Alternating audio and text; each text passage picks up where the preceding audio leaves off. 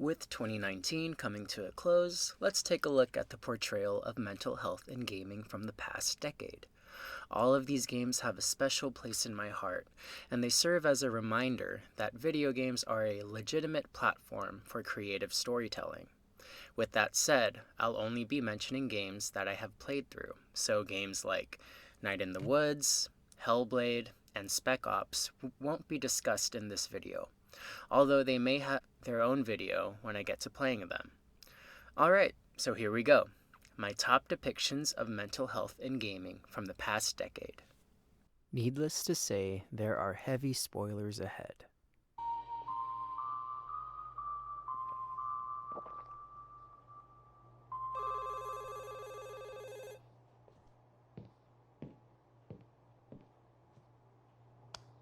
Yes?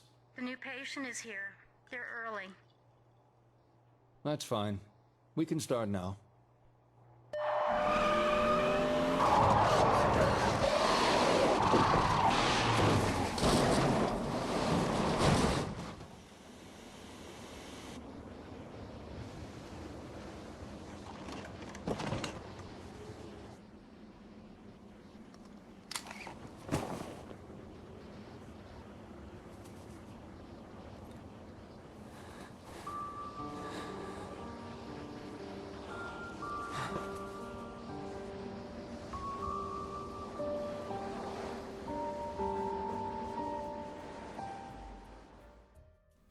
Silent Hill Shattered Memories is a reimagining of the original Silent Hill from 20 years ago. You still play as Harry Mason, a father who's searching for his 7-year-old daughter, Cheryl, following a car accident. Many of the characters and locations are the same from the original game, but they're recontextualized into an entirely new experience that focuses a lot more on psychological horror. The story is seemingly told through flashbacks during a therapy session, and we are to assume that Harry is the one receiving therapy. Almost every decision you make in-game, even small subconscious choices, influences how the game plays out. Whenever the game reaches a crucial plot point, the game stops you from progressing, and you're enveloped in an unrelenting icy otherworld, where monsters pursue you as you run away defenseless. At the game's conclusion, you discover that Harry Mason died in a car crash 18 years ago, and that the person at the other end of the therapist's chair is a 25-year-old Cheryl Mason, Harry's daughter. The Harry Mason that we've been playing is nothing but distorted memories that comprise a false childhood hero. The story unexpectedly becomes Cheryl's devastating story of extended grief after her father's death. The monsters that pursue you during the chase sequences are manifestations of Cheryl's desperate attempt to cling to her delusion of the fairy tale-like father who dons a shield and sword to protect his daughter at all costs. The ice chase sequences represent Cheryl's desire to prevent anything that will break down her delusion that her father is still alive searching for her. The game serves as an allegory for Cheryl's emotional journey toward the acceptance of her father's death. Harry was just a human, not the hero that Cheryl made him out to be. Depending on how you played the game, Harry is either revealed to be an alcoholic, a womanizer, or a coward. And when this realization is juxtaposed with Cheryl's idealized version of her father, the story becomes even more heartbreaking. I really think this is one of the best endings in a narrative-driven game, and it's a game that I still think about till this day.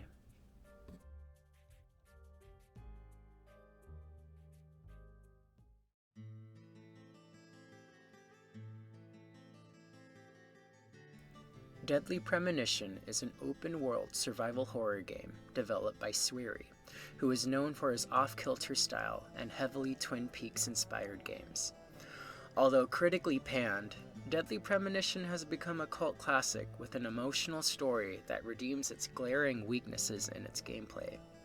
Meet Francis York Morgan, an FBI agent who takes on a small-town murder case involving a young woman, which may be related to a string of murders occurring across the country. Throughout the game, York frequently consults with his inner voice named Zack through on-screen prompts controlled by the player. The player assumes the role of this benevolent voice inside York's head.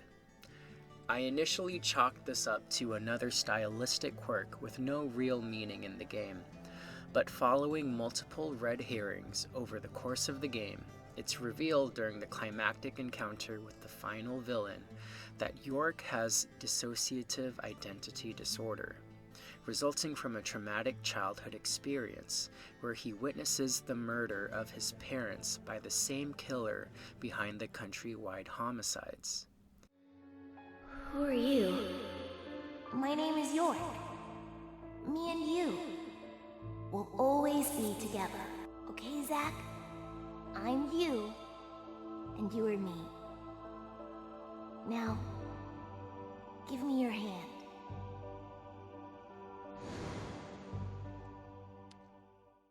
We realize that Zack is not his inner voice.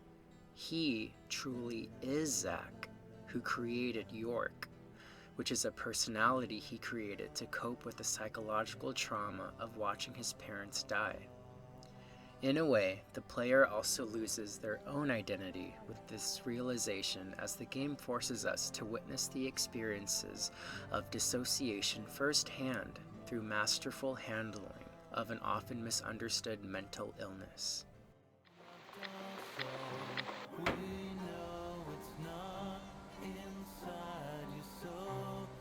Standing by the river, I'm thinking, will I jump again? No. I will float like a feather,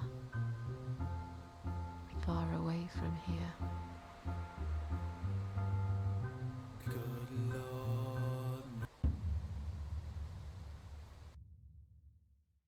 The Cat Lady is the first installment in a trio of horror games developed by Harvester Games. This is a puzzle-based psychological horror game that tells the story about Susan Ashworth, a self-proclaimed cat lady who lives alone and suffers from anxiety and depression.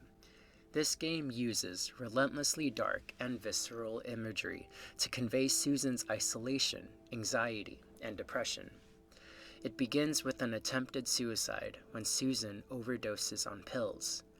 During a dying dream, Susan meets the Queen of Maggots, who will grant her eternal respite from the sadness that imprisons Susan, in exchange for ridding the world of 5 serial killers, referred to as the Parasites. There is one stipulation, however. Susan is forcibly granted immortality that can only be lifted after she kills the 5 parasites. Susan dies and dies again throughout countless attempts to kill these perpetrators, but as the game progresses, she steadily rekindles the desire to live again and pursues each parasite with a newfound purpose and confidence. Although Susan's story of living with depression and anxiety is conveyed through an absurd and fantastical lens, I believe the game excels the most when it portrays mental illness through real lived-in experiences. In Chapter 3, Susan performs a variety of mundane household tasks like taking a shower, making dinner, and taking a smoke break. However, the player must perform these tasks without increasing her anxiety, which would lead to a panic attack if she gets too overwhelmed. Any little thing like burning your food or being interrupted by an annoying bird can cause Susan to have a meltdown. And I thought this was a beautiful and honest depiction of someone living with an anxiety disorder. Overall, this game effectively places the player into someone with crippling depression and anxiety in a way that's shocking, but also handled with care and nuance.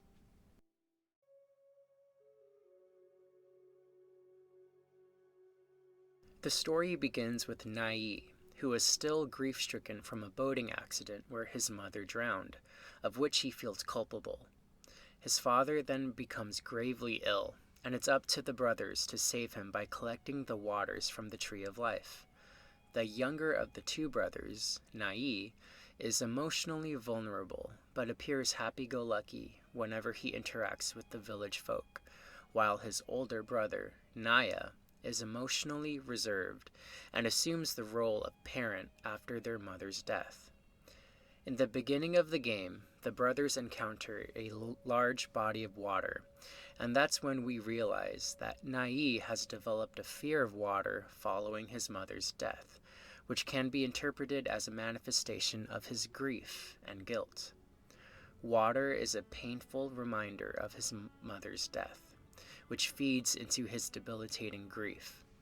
The player gets a sense that the brothers need each other as they both utilize their strengths to make up for each other's respective weaknesses. They eventually retrieve the Water of Life, but Naya has sustained a mortal wound from fighting one of the main enemies in the game. This leaves Nai to make the trek back to his father on his own. Upon reaching the same body of water that the brothers encountered at the beginning of the game, Nai overcomes his grief just for a moment as he braves through the water and swims back to the village. He gives the Water of Life to his father, and at the game's conclusion, they are both mourning at the tombstones for both the mother and Naya. This story is a tragic tale of grief and trauma, but it has a hopeful and optimistic ending. It's an emotionally resonant journey of someone with crippling grief who eventually comes to terms of their traumatic loss, and only then are they able to live out the rest of their life.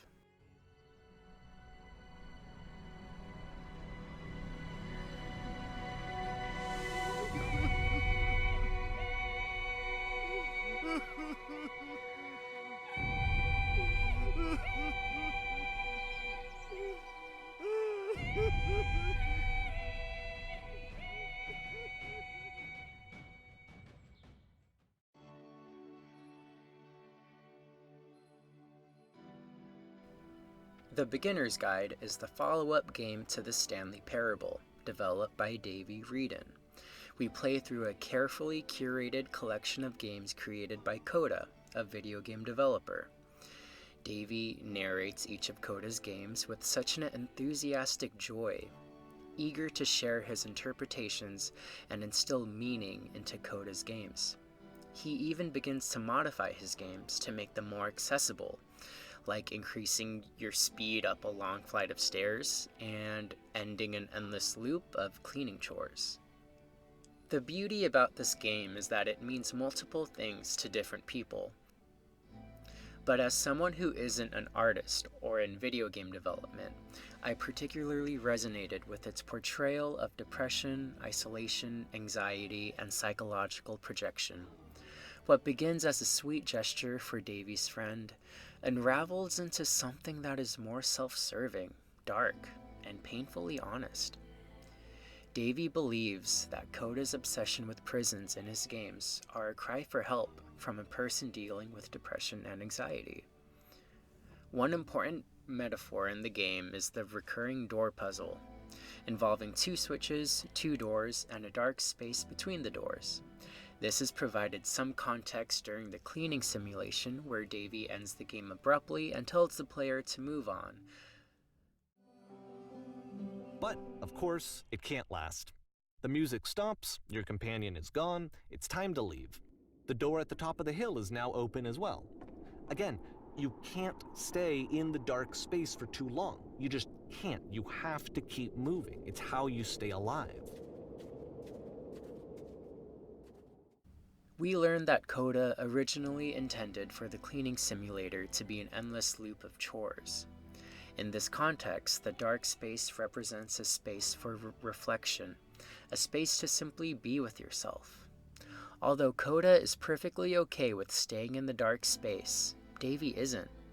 And this is one of the first hints where the player suspects that Davey's commentary may not be all that reliable. Another important metaphor is the lampposts that are placed in almost each of the game's endings. Davey explains that the lampposts indicate a destination that provides purpose for each of Coda's games. Davy loves the inclusion of the lampposts, since they help make Coda's games accessible to him. The lampposts make his games make sense, and more importantly, they create solutions to Coda's games. At the game's conclusion, we learn that Coda has stopped making games because Davy modified his games and showed his work to other people without his permission. We learn that Davy has projected his insecurities onto Coda and has used his games in order to fuel his constant need for external validation. The game's epilogue reveals a dejected Davy who describes his need for validation and hints at his own depression, calling it a disease. Even now, the disease is telling me to stop. Don't show people what a shitty person you are. They'll hate you.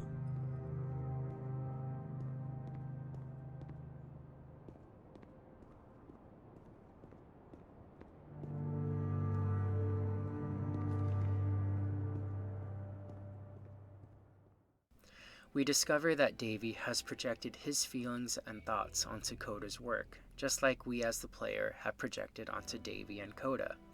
But by projecting ourselves onto other people, we fail to recognize our own internal problems and begin to search for solutions, or lampposts, that don't exist, instead of learning to accept and love ourselves.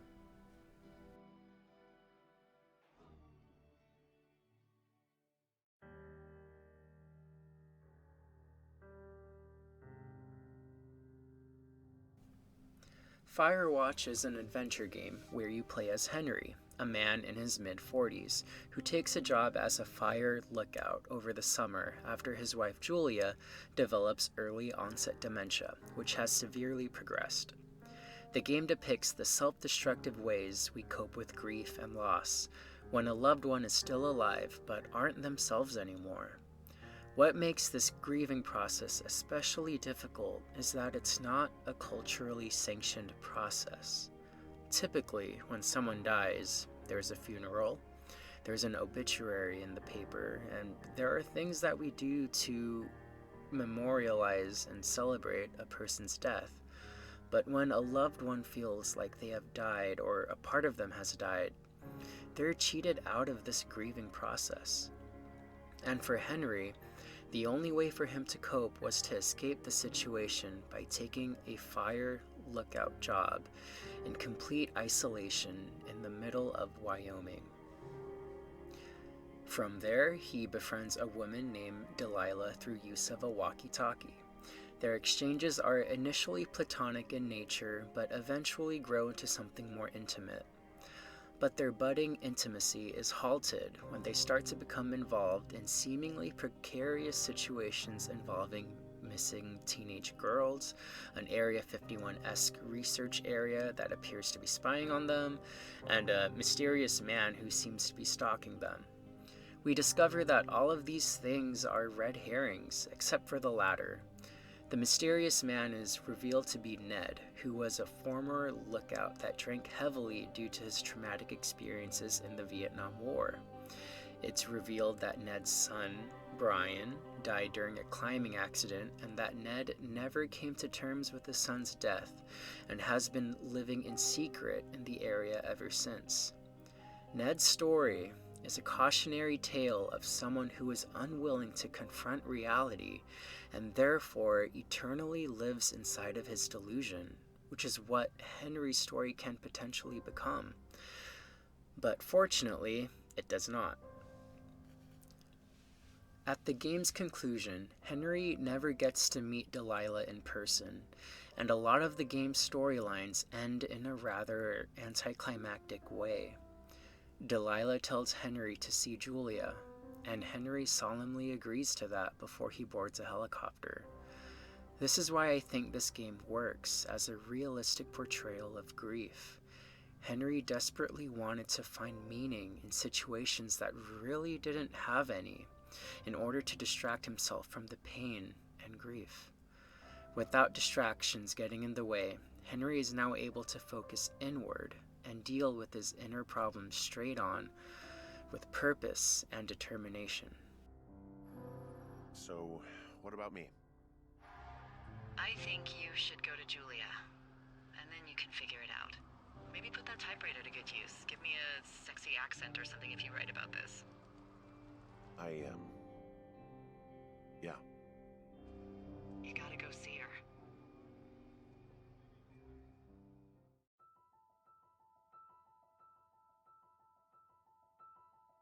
Celeste is a 2D platformer that offers an honest and real depiction of someone living with depression and anxiety disorder. From its surgically precise gameplay, to its relatable characters, and to its masterful soundtrack, Celeste is a game that caught me off guard and helped me contextualize my own depression and anxiety. The game tells the story of Madeline, a young woman who sets out to climb up to the summit of Celeste Mountain, and meets a few interesting folks along the way. As she scales the mountain, a dark reflection of herself begins to pursue her. My favorite moment in the game was the gondola scene, where Madeline and Theo are stuck on a gondola after her reflection appears and stalls it. What transpires is a realistic and vivid depiction of someone having a panic attack. Shadowy tendrils start to take over the screen, and Madeline appears to succumb to her anxiety. But Theo teaches her a breathing technique where you envision a feather floating in the air as you take deep breaths in and out.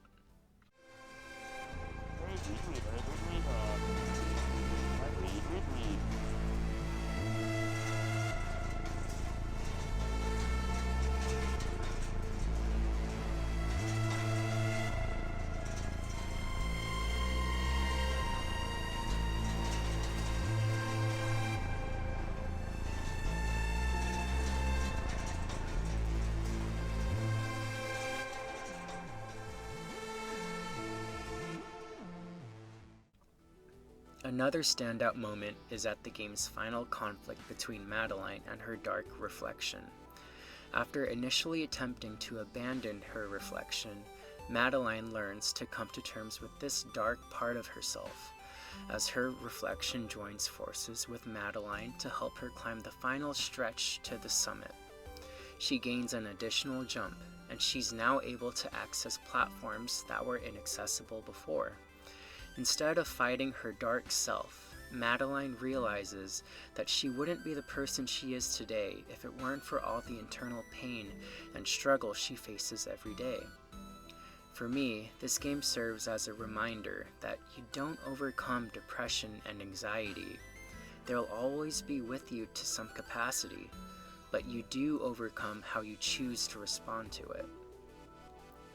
For people who struggle with mental illness, it can feel like they're climbing their own personal mountain every day. Celeste helped me contextualize my own depression and anxiety, and like Madeline and those who silently suffer with mental illness, we're all pretty fucking cool for even trying to climb our own mountain in the first place.